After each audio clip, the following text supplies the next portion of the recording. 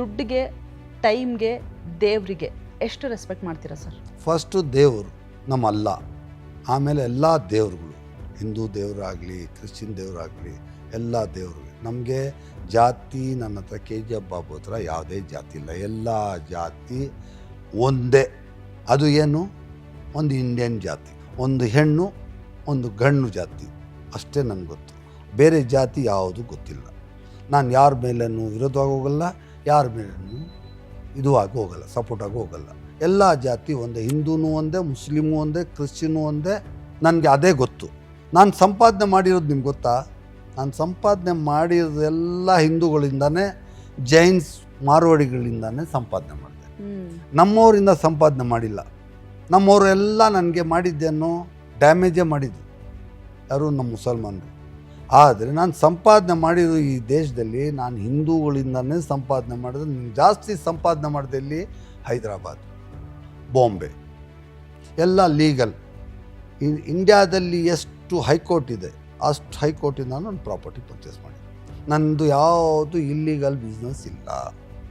ನಾನು ಯಾರಿಗೂ ಭಯ ಬೀಳೋನು ಇಲ್ಲ. ಯಾಕೆ ಭಯ ಬೀಳಬೇಕು? ತಪ್ಪು ಮಾಡಿದ್ರೆ ಭಯ ಇರುತ್ತೆ. ಭಯ, ತಪ್ಪು ಮಾಡೋನಿಗೆ ಭಯ.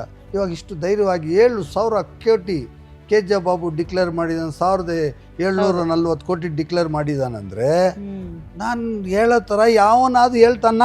ಇವಾಗ ನಾನು ಹೇಳಿದ್ರೆ ಮಾತಾಡಿದ್ರೆ ಏನು ಹೇಳ್ತಾರೆ ಜನ? ಅಯ್ಯೋ ಮೆಂಟಲ್ ನನ್ನ ಮಗ, ಅವ್ನು ಮಾತಾಡೋಕ್ಕೆ ಗೊತ್ತಿಲ್ಲ ಅವ್ನು KGF ಬಾಬುಗೆ, ಎಲ್ಲ ಹೇಳ್ಬಿಡ್ತಾನೆ. ಅಂದರೆ KGF ಬಾಬು ಅಷ್ಟು ಕ್ಲೀನಾಗಿ ನೀಟಾಗಿದ್ದಾನೆ, ಹೇಳ್ತಾನೆ. ಬೇರೆ ಬಂದು ಹೇಳಿ, ಇಲ್ಲಿ ನನ್ನ ಮನೆಯಲ್ಲಿ 7 ರೈಡ್ ಆಗಿದೆ, 7 ರೈಡ್. ಇನ್ಕಮ್ ಟ್ಯಾಕ್ಸು 4 ಆಗಿದೆ, ಇದು 1 ಆಗಿದೆ, CCBದು 1 ಆಗಿದೆ.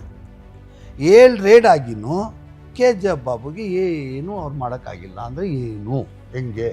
ಅಲ್ಲಿ ಇಡಿನವರು ಇನ್ಕಮ್ ಟ್ಯಾಕ್ಸ್ ರೇಡ್ ಮಾಡ್ತಾರೆ. ರೇಡ್ ಮಾಡಿ ನನ್ನ ಹತ್ರ ಕ್ಯಾಶ್ ₹1 ಕ್ಯಾಶ್ ಅವರು ಸಿಗಲಿಲ್ಲ, ಸಿಗೋದು ಇಲ್ಲ. ಯಾಕೆ ಸಿಗಲ್ಲ ಅಂದರೆ ಯಾವುದೇ ಪೊಲಿಟಿಷಿಯನ್ ದುಡ್ಡು ನನ್ನ ಹತ್ರ ಇಲ್ಲ. ನಾನು ಯಾರ ಹತ್ರನೂ ಸಾಲ ತಗೊಳ್ಳಲ್ಲ, ಯಾರಿಗೂ ಸಾಲ ಕೊಡಲ್ಲ. ನನ್ನ ಹತ್ರ ಬ್ಲ್ಯಾಕ್ ಮನಿನೇ ಇಲ್ಲ. ಅಂದರೆ ರೇಡ್ ಮಾಡಿ ಮಾಡ್ತಾರೇನು? ಇಡಿ ರೇಡ್ ಆಯಿತು. ಇಡಿ ರೇಡ್ ಆದಾಗ ಎಷ್ಟು ಸಿಕ್ತು ನಮ್ಮ ಮನೆಯಲ್ಲಿ? ₹5,600 ಸಿಕ್ತು. ಡೈಮಂಡ್ ಸೆಟ್ಟುಗಳು, ಗೋಲ್ಡು ಅದೆಲ್ಲ ಸಿಕ್ತು. ಅದಕ್ಕೆಲ್ಲ ಬಿಲ್ ಇತ್ತು. ಅದು ಅಮೌಂಟ್ ಡಿಕ್ಲೇರ್ ಮಾಡಲ್ಲ ನಾನು, ಅದಕ್ಕೆಲ್ಲ ಬಿಲ್ ಇತ್ತು. ಆದರೆ ಭಯ ಏನಕ್ಕೆ?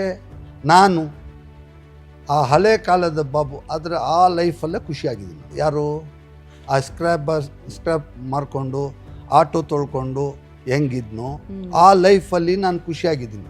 ಆ ಲೈಫಲ್ಲಿ, ಈ ಲೈಫಲ್ಲಿ ನಾನು ಖುಷಿಯಾಗಿಲ್ಲ. ಈ ಲೈಫಲ್ಲಿ ಬರೀ ಟೆನ್ಷನ್ನು, ಬರೀ ಜಗಳಗಳು, ಸಂಬಂಧದಲ್ಲಿ ಜಗಳಗಳು, ಮಕ್ಕಳಲ್ಲಿ ಜಗಳಗಳು, ಹೆಂಡತಿಯಲ್ಲಿ ಜಗಳಗಳು, ರಿಲೇಷನಲ್ಲಿ ಜಗಳಗಳು. ಈ ದುಡ್ಡು ಇದ್ರದ್ನೆಲ್ಲ ಆ ಜಗಳಗಳಲ್ಲ. ಆ ಇದರಲ್ಲಿ ಆ ₹100 ನಾನು ಸುಖವಾಗಿದ್ದೀನಿ. ನನಗೆ ಇವತ್ತು ಫುಟ್ಪಾತಲ್ಲಿ ಹೋಗಿ ಇಡ್ಲಿ ಹಾಕ್ತಾಯಿದ್ರೆ ನಾನು ಅಲ್ಲಿ ಸೂಟ್ ಹಾಕ್ಕೊಂಡು ಹೋಗಿ ಅಲ್ಲಿ ತಿಂತೀನಲ್ಲ, ಅದೇ ನನಗೆ ಖುಷಿಯಾಗಿ ತಿಂತೀನಿ. ಸರ್, ಜೀವನದಲ್ಲಿ ಯಾವಾಗಾದ್ರೂ ನಿಮಗೆ ತುಂಬ ಬೇಜಾರಾಗಿದೆಯಾ? ಅಯ್ಯೋ, ಡೈಲಿ ಬೇಜಾರಿದೆ. ಯಾವ ವಿಷಯಕ್ಕೆ ಸರ್? ಎಲ್ಲ ವಿಷಯಕ್ಕೆ. ಫ್ಯಾಮಿಲಿನಲ್ಲಿ ಇದೆ, ಇನ್ಕಮ್ ಟ್ಯಾಕ್ಸ್ ಆಗಲಿ, ED ಆಗಲಿ. ಡೈಲಿ ರಾತ್ರಿ ಮಲಗಿ ಬೆಳಗ್ಗೆ ಎದ್ದೋಳೋ ಅಷ್ಟಿಗೆ ಯಾವುದಾದ್ರು ನೋಟಿಸ್ ಬಂದು ಆ ಕವರ್ ಓಪನ್ ಮಾಡೋವಾಗ ಇಲ್ಲಿ ಗುಂಡೆ ಓಡ್ಕೊಳ್ತಾ ಇರುತ್ತೆ. ಏನಿದೆಯೋ ಆ ಕವರಲ್ಲಿ ಏನು ಮ್ಯಾಟ್ರ್ ಇದೆ, ಯಾವ್ದು ನೋಟಿಸ್ ಬಂದಿದೆ. ಅಲ್ಲ, ಇದೆಲ್ಲ ಡೈಲಿ ಇರೋ ಟೆನ್ಷನ್ ಬಿಡಿ. ಇವಾಗ ಎಲ್ಲರ ಮನೆ ದೋಸೆನೂ ತೂತೆ ಅಂತ ಹೇಳ್ತಾರೆ. ಮನೆಗಳಲ್ಲಿ ಅಲ್ಲಲ್ಲ, ನಿಮ್ಮ ಮನೆಯಲ್ಲಿ ತೂತಿಲ್ಲ. ನಿಮ್ಮ ಮನೆಯಲ್ಲಿ ಏನೋ ತಿಂಗಳಿಗೆ ಒಂದು 80,000 ಲಕ್ಷನೂ ಸಂಪಾದನೆ ಮಾಡ್ಕೊಂಡು ಹಾಯಾಗಿ ಆರಾಮಾಗಿ ಮಸ್ತಾಗಿರ್ತೀರ. 6 ಗಂಟೆ ಕೆಲಸ ಮಾಡ್ತೀರಾ, 4 ಗಂಟೆ ಆರಾಮಾಗಿ ಮನೇಲಿ ಇರ್ತೀರಾ, ಎಲ್ಲೋ ಹೋಗ್ತೀರಾ, ಊಟ ಗೀಟ ಫ್ರೀಯಾಗಿ ಹೋಗ್ತೀರಾ, ಊಟ ಗೀಟ ಮಾಡ್ತೀರಾ. ನಾನು ಫ್ರೀಯಾಗಿ ಹೋಗಂಗಿಲ್ವಲ್ಲ. ಹಾಗಾದ್ರೆ ನೀವು ದುಡ್ಡುಗೆ ಅಷ್ಟೊಂದೇನು ರೆಸ್ಪೆಕ್ಟ್ ಕೊಡಲ್ಲ? ದುಡ್ಡು ನನಗೆ ಕೌಂಟ್ ಮಾಡೋಕ್ಕೆ ಬರಲ್ಲ. ಏನು ಮಾಡೋಕ್ಕೆ ಬರಲ್ಲ? ಕೌಂಟ್ ಮಾಡೋಕ್ಕೆ ಬರಲ್ಲ. 50,000 ಕೊಟ್ಟರೆ 100 ನೋಟ್ ಕೌಂಟ್ ಮಾಡಬೇಕಂದ್ರೆ ಕೈಯೆಲ್ಲ ನೋವಾಗುತ್ತೆ. ಅಂತ ಅವನಿಗೆ ಲಾರಿ ದುಡ್ಡು ಕೊಟ್ಬಿಡ್ತಿದ್ದಾನೆ ದೇವರು. ಏನು ಮಾಡೋದು? ಏನು ಮಾಡ್ತೀರಾ? ಕರೆಕ್ಟಾ? ಡೈಜೆಷನ್ ಆಗಲ್ಲ, ಅದರಲ್ಲಿ ನೆಮ್ಮದಿ ಇಲ್ಲ, ಅದರಲ್ಲಿ ಸುಖ ಇಲ್ಲ. ನಾನು ತಿನ್ನೋದು ಎಷ್ಟು? ಬೆಳಗ್ಗೆ ಅದು ನಮ್ಮ ಹೆಂಡತಿ ಒಂದು ರೊಟ್ಟಿ ಇಲ್ಲೊಂದೊಂದು ದೋಸೆ ಹಾಕ್ಕೊಡುತ್ತೆ. ಅದು ಒಂದೊಂದು ದಿವಸ ನನ್ನ ಹೆಂಡತಿ ಮಾಡಿದ್ರೆ ಸ್ವಲ್ಪ ಅದು ಟೇಸ್ಟ್ ಆಗಿರುತ್ತೆ, ನಾನು ತಿಂತೀನಿ. ಅವ್ನು ಯಾರೋ ಅವ್ನ ಕೆಲಸದವನಿಂದ ಅವನೇನೋ ಅವ್ನ ಕೆಲಸ ಆಗಬೇಕು, ನನ್ನ ಮಗ ಒಂದು ದೋಸೆ ಹಾಕ್ಕೊಟ್ರೆ ಯಜಮಾನ ತಿಂದ್ಬಿಡ್ತಾನಂತ ಕಾರಲ್ಲಿ ಕೂತ್ಕೊಂಡು ತಿಂದರೆ ಅದು ಒಂದು ಚಟ್ನಿ ಒಂದು ದಿವಸ ಚೆನ್ನಾಗಿರತ್ತೋ ಒಂದು ದಿವಸ ಚೆನ್ನಾಗಿರಲ್ಲ. ಅದಕ್ಕೆ ಹೆಂಡತಿ ಅಂದರೆ ಏನು, ಅವನಿಗೆ ಭಯ ಭಕ್ತಿ, ಅಯ್ಯೋ ನನ್ನ ಗಂಡ ಅವ್ನಿಗೆ ಉಳಿಸ್ಕೊಂಡ್ರೆ ನಾನು ರಾಣಿ ಥರ ಇರ್ತೀನಿ, ಅವ್ನು ಸತ್ತೋಗ್ಬಿಟ್ರೆ ನನಗೆ ಕೆಲ್ಸಕ್ಕೆ ಮಾಡ್ಕೊಳ್ತಾರೆ ನನ್ನ ಮಕ್ಕಳು ಅಂತ ಯಾರಿಗೆ ಭಯ ಅದೇ? ಆ ಹೆಂಡತಿನೂ ಸುಮ್ಗೆ ಮಾಡಲ್ಲ.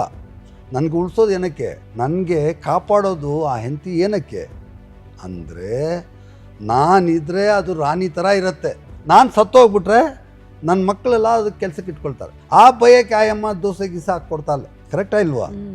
ಅದು ನನಗೆ ಕಾಪಾಡೋಕ್ಕಲ್ಲ, ಆ ಅಮ್ಮನ ಕಾಪಾಡ್ಕೊಳ್ಳೋಕ್ಕೆ.